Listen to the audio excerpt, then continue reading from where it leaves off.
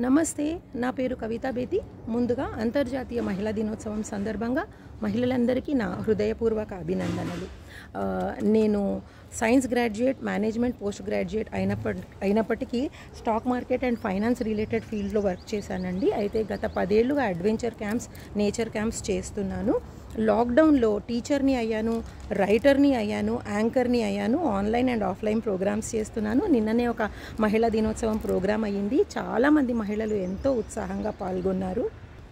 ఇప్పుడు వివిధ కంపెనీలు, సంస్థలు, ఇండివిజువల్ గ్రూప్స్, మీడియా పరంగా కూడా చాలా ప్రోగ్రామ్స్ చాలామంది కండక్ట్ చేస్తున్నారు. ఆటపాటలనండి, గౌరవ పురస్కారాలనండి, మంచి ప్రోగ్రామ్స్ పెట్టి పోటీలనండి, ఎంతో ఉత్సాహకరంగా ఎంతోమంది మహిళలు పాల్గొంటున్నారు. మహిళలు అన్ని రంగాల్లో ఉంటున్నారు అనేది ఇప్పటి మాట కాదండి, ఎప్పటి నుంచో ఉన్నారు ఆల్రెడీ కదా. మన పురాణాల్లో చూడండి, దేవతలకి ఎంత విశిష్టత ఉంది. ఇక చరిత్ర చూస్తే ధీరులైన రాజులతో పాటు ఎంతోమంది వీర వనితలు రాణులుగా యుద్ధరంగంలో సైతం శత్రుసేనలని తరిమి కొట్టి, తుదముట్టించి, ఓడించి విజయకేతనాలని ఎగురవేయలేదు. ఇక వ్యవసాయ రంగంలో నాట్లు వేస్తారు. నాట్లు వేయడం నుంచి కోతలు, తూర్పారబట్టడం వరకు ఎంతమంది మహిళల పాత్ర మనకి కనిపించడం లేదు. ఇప్పుడు మన ఇంటి ముందు చెత్త తీసి శుభ్రం చేసే పారిశుద్ధ కార్మికుల నుంచి అంతరిక్షంలోకి రోదసి నౌకలని పంపించే శాస్త్రజ్ఞుల వరకు మహిళామణుల పాత్ర మనకి కనిపించడం లేదు.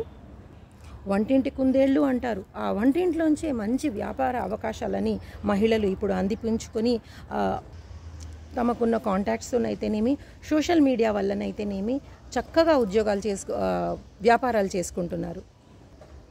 టాలెంట్ అనేది అందరికీ ఉంటుంది. మహిళలు మీ ప్రతిభని గుర్తించండి, మీ శక్తిని మీరు తెలుసుకోండి.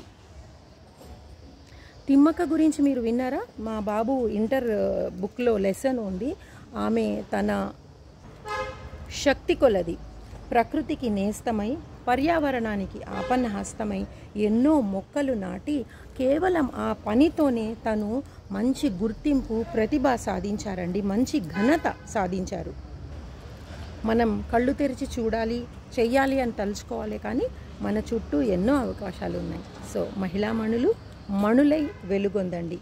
మరి ఒకసారి మీకు మహిళా దినోత్సవ సందర్భంగా నా హృదయపూర్వక అభినందనలు. బాయ్.